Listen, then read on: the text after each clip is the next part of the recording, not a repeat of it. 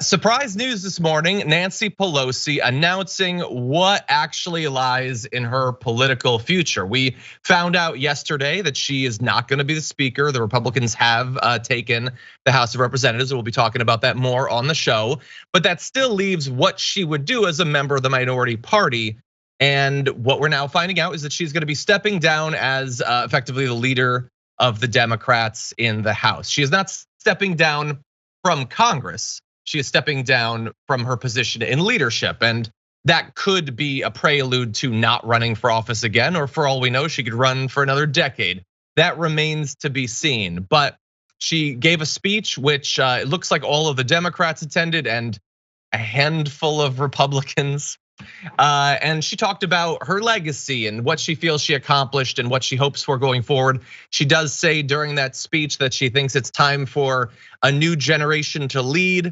But don't go crazy thinking she means like Katie Porter's taking over or anything. Like, it's still gonna be a lot of the same sorts of figures in Democratic leadership. Maybe Hakeem Jeffries taking over, although God only knows who could end up being. We know Stuy Hoyer, despite being 83 years old, apparently is still waiting in the wings, thinking maybe this is his time to shine. And obviously, I have a lot of thoughts about Nancy Pelosi, but regardless of what we think, this is historic.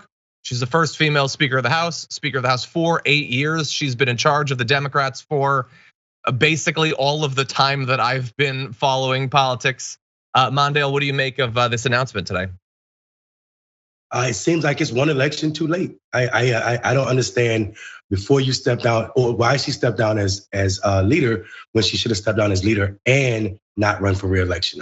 I just feel I feel strongly about the fact that there's 3 generations behind her old enough to vote, and we should acknowledge that yes, it is time for new leadership, but not just in the ranks of leadership, but in Congress, so they can walk their way through Congress and become.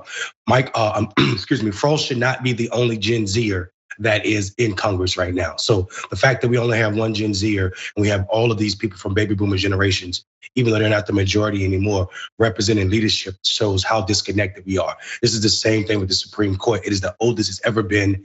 And we have a generation, 2 generations that are the largest generations ever in this country, Z and millennials, and none of them are represented in all of these spaces. So whoop-de-doo, you step down once if she stuck around. If I feel like if the Democrats would have maintained control, there's no way she steps down. So this is not really stepping down. This is you just, saving face. Yeah, I think if anything, it's announcing that she's not going to wait around to take over again in 2 years if the Democrats were to take over the House in the 2024 election, I guess. I'm being told by the audience, apparently Stuy Hoyer has now announced that he is not going to be pursuing a position in leadership, so that's good.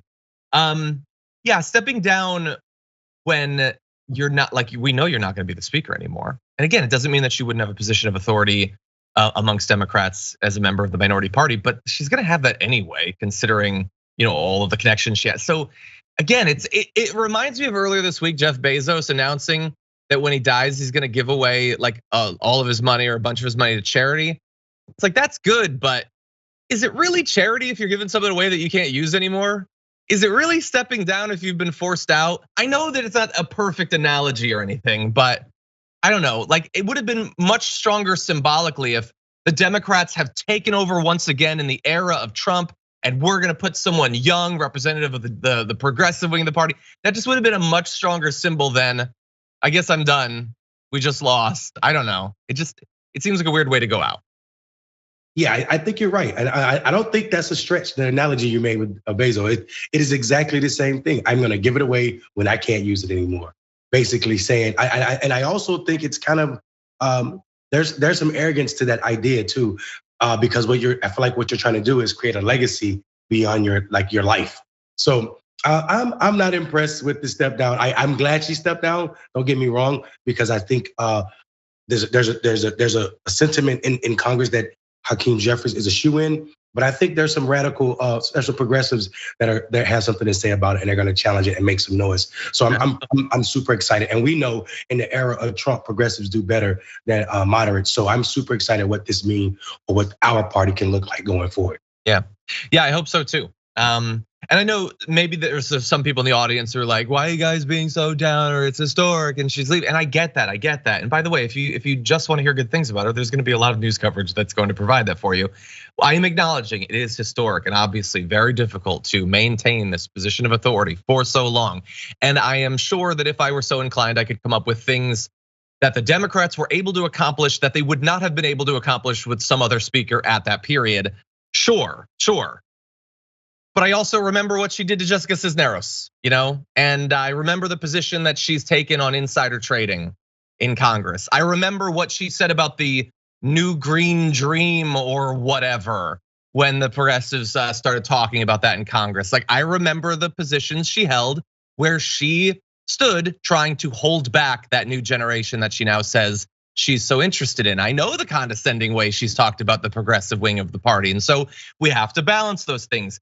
It's always gonna be historic and some of it might even be good, but she is taking a lot of bad positions. And one of her strongest suits as a leader is, as everyone acknowledges, she can raise a ton of money, which is overall probably good for the Democrats until we get rid of money in politics. But where has she gotten that money from, and what strings have been attached to that money over the past few decades? These are questions that I think deserve to be asked. That's all. Yeah, I mean, and let's be serious. Nancy Pelosi there's gonna be a CNN special about Nancy Pelosi for two that's gonna run 2 weeks straight. So that's just it's not our place as progressives to give her flowers right now, because like you said, there's been some serious setbacks for our way of thinking under this leadership, and we should acknowledge that. Yeah, the only question now is who will play Nancy Pelosi in that special, and I would love to see chat throw out some names.